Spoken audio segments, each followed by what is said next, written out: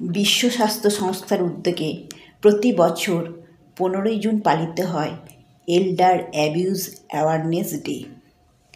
সেই উপলক্ষে আজকে একটি প্রতিবেদন তুলে ধরছি। অমিতাভ বচ্চন, হেমা মালিনী অভিনীত বাগবান ছবিটির কথা মনে আছে? ওই একটা ছবি দেখিয়ে দিয়েছিল ধীরে ধীরে নিজের পরিবারেই কেমন করে অপাংক্তেয় হয়ে পড়ে প্রবীণরা। সামাজিক, আর্থিক, মানসিক এবং শারীরিক দিক থেকে ক্রমাগত অ্যাবিউজড হতে থাকেন তারা। সেই জন্য বিশ্ব স্বাস্থ্য সংস্থার উদ্যোগে প্রতি বছর 15ই জুন পালিত হয় এল্ডার অ্যাবিউজ অ্যাওয়ারনেস ডে। উদ্দেশ্য তাদের সুস্থ আনন্দময় জীবন দেওয়া। সারা পৃথিবীতেই বয়স্ক মানুষের সংখ্যা বাড়ছে। ভারতে প্রতি 10 জনের 1 জন প্রবীণ। 2050 সালে সংখ্যাটা প্রতি 5 জনে 1 জন হয়ে যাবে। কারণ গড় আয়ু বাড়ছে এবং জন্মহার কমছে। আমাদের দেশে 60 বছরের পর থেকেই একজন ব্যক্তিকে প্রবীণ বলে ধরা হয়। মেডিকেল কলেজের জেরিয়াট্রিক বিভাগের প্রধান ডাক্তার অরুণাংশু তালুকদারের কথায় আমাদের দেশে বয়স্ক মানুষেরা অনেকটাই অবহেলিত। বিভিন্ন সমীক্ষা, সংবাদ মাধ্যমের তথ্য থেকে তা বোঝা যায়। প্রবীণদের অবজ্ঞার চোখে দেখে কম বয়সীরা। ফলে সমাজের প্রতিটি স্তরেই প্রবীণ নিগ্রহের ঘটনা ক্রমশ বাড়ছে। এই নিগ্রহ মূলত শারীরিক, সামাজিক, আর্থিক ও মানসিক হয়ে থাকে। প্রথম তুলে ধরা হচ্ছে শারীরিক নিগ্রহ। বাড়িতে সন্তানের হাতে কিংবা কেয়ার বিভাগের হাতে প্রবীণদের শারীরিক নিগ্রহের ঘটনা মাঝে মধ্যেই শোনা যায়। শারীরিক আঘাত, বাড়ি থেকে বার করে দেওয়া, খেতে না দেওয়ার মতো ঘটনাও ঘটে। শারীরিকভাবে নিগৃহীত হওয়ার পরেও কিন্তু অনেকে সন্তানের বিরুদ্ধে মুখ খুলতে চান না, বিশেষত মায়েরা। বয়স্করা অনেক সময় হাঁটা চলার জন্য পরনির্ভরশীল হয়ে পড়েন, কিন্তু সেই সাহায্যটুকু করার লোকও তিনি পান না। এটিও শারীরিক নিগ্রহ। এরপরে আসা যাক সামাজিকভাবে কোণঠাসা। বয়সের সঙ্গে স্বাভাবিকভাবে কিছু শারীরিক সমস্যা দেখা দেয়। কানে কম শোনা, চোখে ঠিকমতো দেখতে না পাওয়া, ঠিকমতো হাঁটতে না পারা। এর ফলে মানুষটিকে সামাজিক অনুষ্ঠান বা কোনো জায়গায় নিয়ে যেতে চান না পরিবারের লোকজন। তুমি তো কিছু শুনতেই পাও না, বা কী সব উল্টোপাল্টা বলে দেবে, এ জাতীয় কথা বলা হয়। ফলে সেই মানুষটিও ক্রমশ নিজেকে গুটিয়ে নিতে থাকেন। ডাক্তার তালুকদার বলেছিলেন, প্রবীণদের যেন সামাজিকভাবে বয়কট করা হয়। এই ঘরে আটকে থাকাটা ক্রমশ অবসাদের দিকে ঠেলে দেয়। চেক আপের নির্ধারিত সময় পেরিয়ে গিয়েছে, কিন্তু তাদের চিকিৎসকের কাছে নিয়ে আসার কেউ নেই। ফলে বেড়ে যাচ্ছে শারীরিক সমস্যাও। এরপরে আসছে আর্থিক দিক। অবসর যাপনের পর সকলের হাতে সমান আর্থিক স্বাচ্ছন্দ্য থাকে না। হয়তো মানুষটির ব্যক্তিগত শখ রয়েছে, তার কিছু কিনে খেতে ইচ্ছে করছে কিংবা কাউকে কিছু দিতে ইচ্ছে করছে, কিন্তু তাকে বাধা দেওয়া হচ্ছে। মানুষটির ক্রয় ক্ষমতা নেই বলে তার ইচ্ছে অনিচ্ছেকে গুরুত্ব দেওয়া হচ্ছে না। এটা কিন্তু একটা বাচ্চার বেলায় করা হয় না, যতটা সম্ভব তার আবদার পূরণ করা হয়, বললেন ডাক্তার তালুকদার। শারীরিক, সামাজিক এবং আর্থিক হেনস্থা ধীরে ধীরে মানসিক সমস্যা ডেকে আনে। বয়স বাড়ার সঙ্গে সঙ্গে মানসিক অবসাদের যোগ রয়েছে। যদিও প্রতিটি বয়স্ক ব্যক্তির ডিপ্রেশন হবে এমনটা নয়।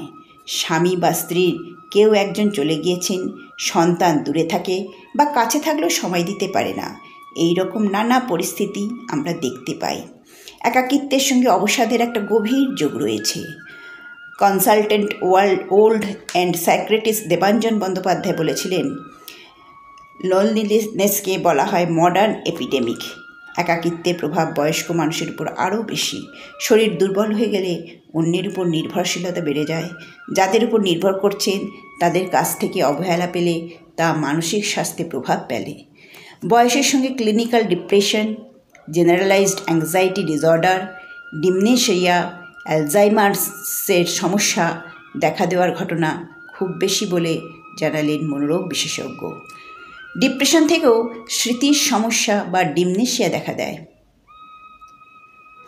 ঠিকমতো কথা বলতে না পারা, গুছিয়ে কাজ না করতে পারাও কিন্তু এই রোগের লক্ষণ হতে পারে। যে মানুষটি রোজকার ছোট ছোট বিষয় ভুলে যান, তাকে আমরা নিজেদের অজান্তেই অবহেলা করি। তাকে বলি, তোমাকে বলে কি হবে, কিছুই তো মনে রাখতে পারো না।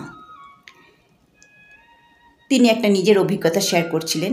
বললেন, ডাক্তার বন্দ্যোপাধ্যায়, এক ভদ্রমহিলা জানান তার 82 বছরের স্বামীর স্মৃতিলোপের সমস্যা দেখা দিয়েছে এবং ক্রমশ সেটা বাড়ছে। ভদ্রলোক আমার কাছে আসেন, ওর মধ্যে কিন্তু ডিমনেসিয়া নয়, অবসাদের প্রচ্ছন্ন লক্ষণ দেখতে পাই। জানা যায় ওর কানের সমস্যা রয়েছে। উনি আগে সকলের সঙ্গে ফোনে যে যোগাযোগটা রাখতেন তা ক্রমশ নষ্ট হয়ে যায়। এটাই ধীরে ধীরে ওই ভদ্রলোকের মধ্যে অবসাদ তৈরি করে। মেন্টাল অ্যাবিউজের আরেকটি উদাহরণ দিলেন তিনি। সত্তরোর্ধ্ব এক প্রাক্তন স্কুল শিক্ষিকা এসেছিলেন তার মানসিক সমস্যা নিয়ে। শিক্ষিত মধ্যবিত্ত পরিবার, ছেলে বৌমা তার কাছে নাতিদের যেতে দেন না। বাচ্চাদের বলা হয়, ঠাকুমার কাছে যেও না, উনি মানসিক বিকারগ্রস্ত, ওর কাছে গেলে তোমাদের পড়াশোনার ক্ষতি হবে। এভাবে আলাদা রাখা, পারিবারিক অনুষ্ঠানে সামিল না করাও মানসিক নিগ্রহ। সবসময় ইচ্ছাকৃতভাবে যে অবহেলা করা হয় তা নয়, নিজেদের অজ্ঞাতেও হয়ে যায়। তাই এগুলো নিয়ে আলোচনা করা দরকার, বললেন ডাক্তার বন্দ্যোপাধ্যায়। বয়সকালে শারীরিক আর্থিক নির্ভরশীলতার চেয়েও বেশি থাকে মানসিক নির্ভরশীলতা। সমর্থ একজন ব্যক্তিও চান দিনের একটা সময় তার ছেলে মেয়ে নাতি নাতনিদের সঙ্গে সময় কাটাতে। বাড়ির বয়স্কদের দেখাশোনা করার লোক ঠিক করে দেন অনেকে, জন্মদিনে উপহার পাঠান, কিন্তু এর বাইরেও প্রবীণদের জন্য কিছুটা সময় নিজেদের বরাদ্দ করা উচিত। তাদের পাশে বসে তাদের কথা শোনা উচিত। ডক্টর বন্দ্যোপাধ্যায়ের কথায় প্রতিটা পরিবারের সমীকরণ আলাদা হয়, সেইভাবেই ঠিক করতে হবে প্রবীণদের কর্তব্য।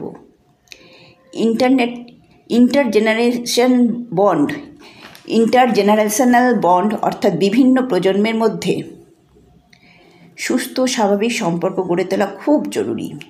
বাড়ির ছোট সদস্যদের সঙ্গে যদি প্রবীণদের মনের যোগ থাকে, তাহলে এল্ডার অ্যাবিউজের মতো ঘটনা অনেক এড়ানো যায়। বয়স্ক নিগ্রহদের ঘটনা বন্ধ করার অন্যতম উপায় সচেতনতা বৃদ্ধি। পাশাপাশি প্রবীণদের মন ভালো রাখার দায়িত্বও নিতে হবে। দীর্ঘদিন ধরে এ ধরনের কাজ করে আসছে বরিষ্ঠ নাগরিক সমিতি। সংগঠনের শান্তিরঞ্জন চক্রবর্তী বলেছিলেন, গার্ডেন রিচ এলাকায় তাদের সমিতির 70 থেকে 80 জন সদস্য প্রতি সপ্তাহে একবার দেখা করেন। নিজেদের মধ্যে গল্পগুজব করেন, সাংস্কৃতিক অনুষ্ঠানের আয়োজন করেন, প্রয়োজনে চিকিৎসা, আইন আদালত ইত্যাদি ব্যবস্থাও করা হয় সংগঠনের তরফ থেকে। প্রবীণদের পরিবারের সঙ্গে যোগাযোগ রাখেন তারা, যাতে অবহেলার ঘটনা না ঘটে। ডাক্তার তালুকদার বলেছিলেন, একটি স্বেচ্ছাসেবী গঠনের পিকনিকে দেখেছিলাম প্রবীণ ব্যক্তিরা 60-এর পর থেকে নিজেদের বয়স গোনেন, কেউ 2, কেউ 7, এভাবে। বয়স্কদের মধ্যে বেঁচে থাকার আনন্দ, ইতিবাচক মানসিকতা থাকা খুব জরুরি। পরিবারকেও দেখতে হবে যাতে প্রবীণেরা সম্মানের সঙ্গে বাঁচতে পারেন। বয়স একটা সংখ্যা, সেটাকে প্রাধান্য না দিয়ে কীভাবে আরও ভালো করে জীবনটা কাটানো যায় তা দেখার দায়িত্ব সকলের। ভালো থাকবেন সবাই, ধন্যবাদ। প্রতিবেদনটি লিখেছেন দীপান্বিতা মুখোপাধ্যায় ঘোষ। পাঠ করলাম আমি নিবেদিতা লাহা।